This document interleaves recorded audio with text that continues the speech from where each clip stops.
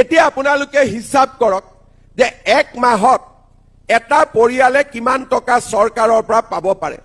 প্ৰথম মোৰ অৰুণোদয় আছে 1250 টকা পালো। অৰুণোদয় থাকিলে ৰেচন কাৰ্ড থাকিবই লাগিব। ৰেচন কাৰ্ডত চাউল 800 টকাৰ চাউল ঘৰত বিনামূলীয়াকৈ আহিলে। 1250 আৰু 800 আমাৰ 2050 টকা হ'ল।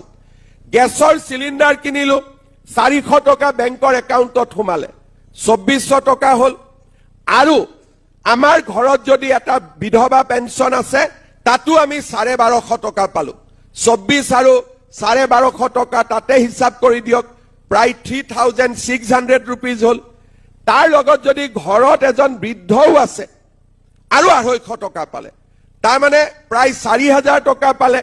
বোলে নহয় ঘৰত ছোৱালী এজনী আছে যোনে কলেজত পঢ়ি আছে, 1250 টকা আকৌ চৰকাৰৰ পৰা নিযুত মইনা আঁচনি পালে, 5200 টকা হ'ল।